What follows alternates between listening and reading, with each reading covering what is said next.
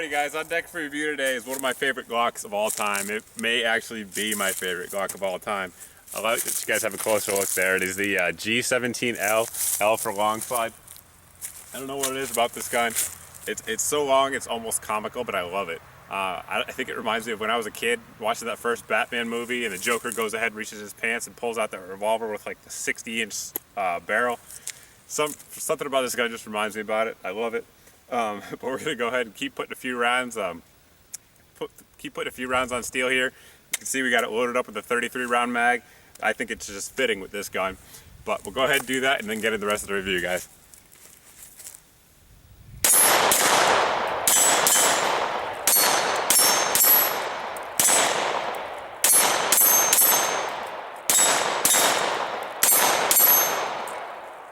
We'll go ahead and break the gun down. You always want to drop the magazine first. Go ahead and pull the slide back, inspect the chamber. It is clear. Point in a safe direction. Pull the trigger. Pull back on the slide about 1/8 of an inch. Pull down on the tabs on both sides. Release. Take your spring out. Take your barrel out. And that is your field strip Glock. As you can see, everything's factory on this gun with the exception of the mag well and the slide release there. It comes with an extended one. I just don't like the extended one. So I went ahead and put the regular one on there.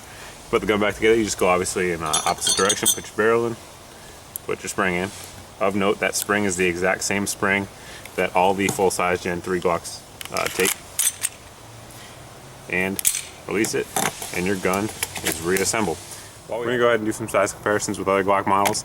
Here we have the Glock 34. You can see there, the barrel is still a good bit longer on that 17, at least a 1/2 inch if not more. And here's your standard Glock 17. This one here is a Gen 4. You can see it is a even longer than the 35, obviously. Or correction, 34. 19, one of probably the most popular Glock in America right there. You can see it's a good bit longer. This time it's actually a little bit longer in the frame as well.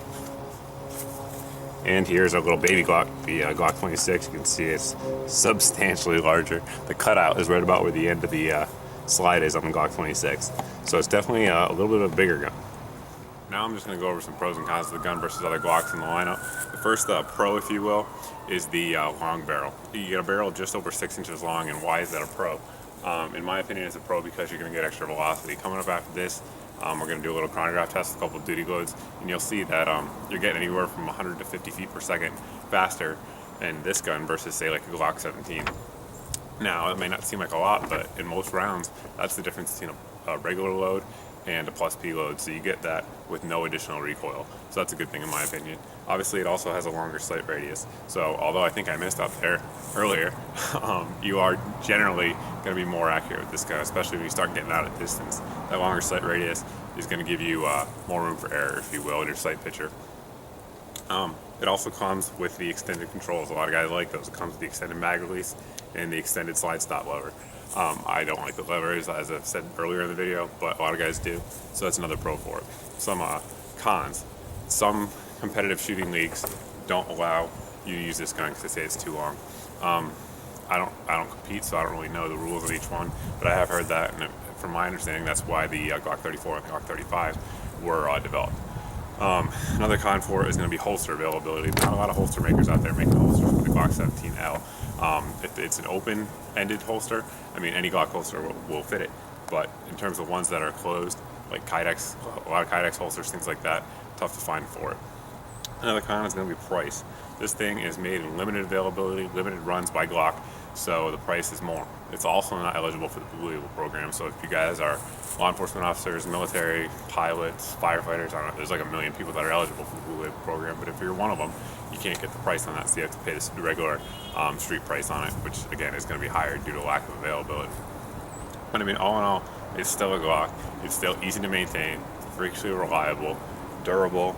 I mean, this thing's will outlive you. We'll be giving these to our grandkids one day, more likely than not. Great gun.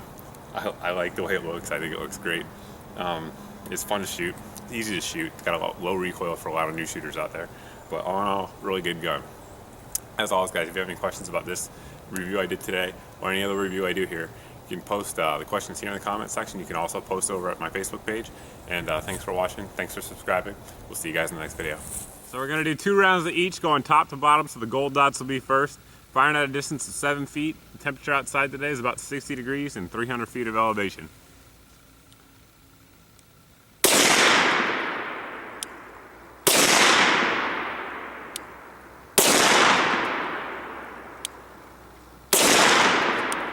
That'll do it.